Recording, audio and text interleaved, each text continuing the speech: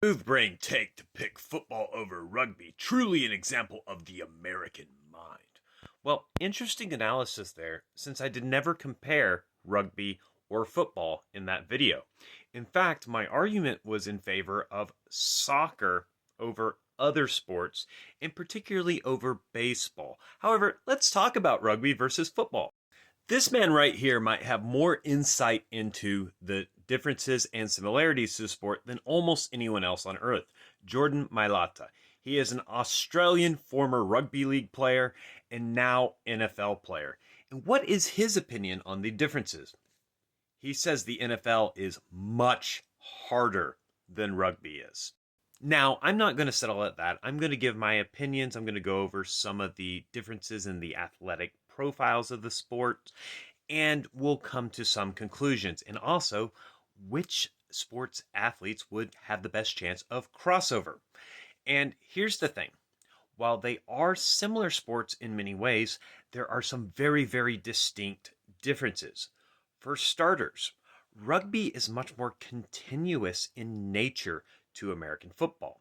So you're going to have a bit more endurance and stamina requirements in rugby than you are in American football.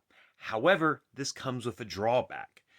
Due to the more anaerobic nature of American football, the players are going to be faster, stronger, and more powerful on average. And we can see this very, very clearly with American football.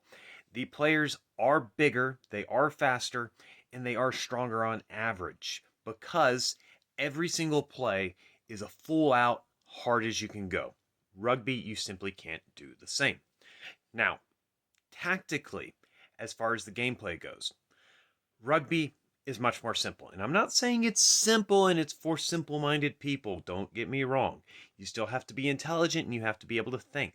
However, the tactics in rugby are much more simple for a reason. It's the nature of the sport.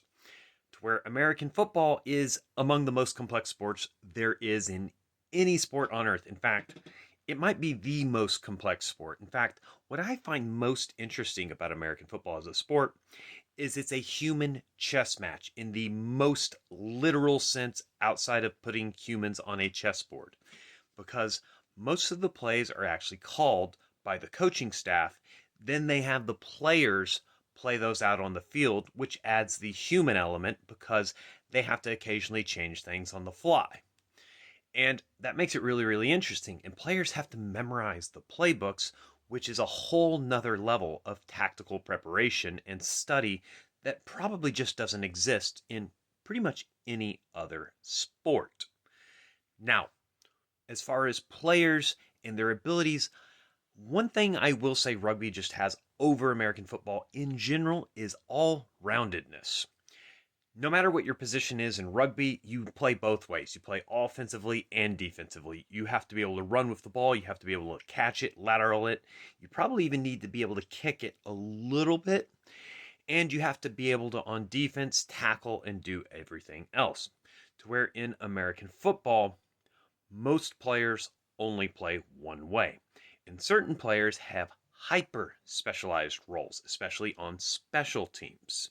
However, I wouldn't underestimate how good players are at going in the opposite way in American football because most of them at least do have experience with that when they played in high school.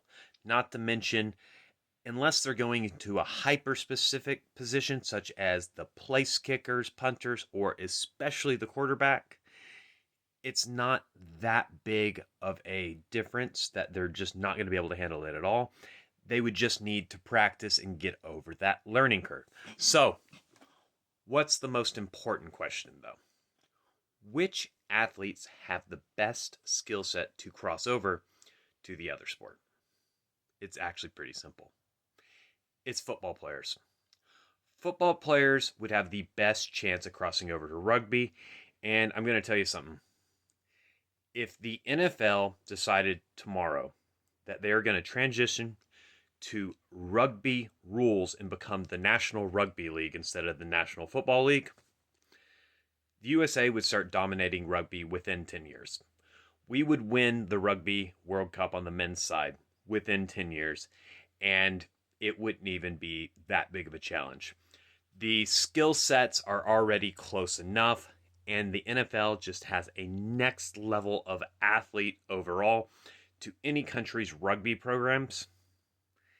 It'd be that simple. All right, guys, that's it.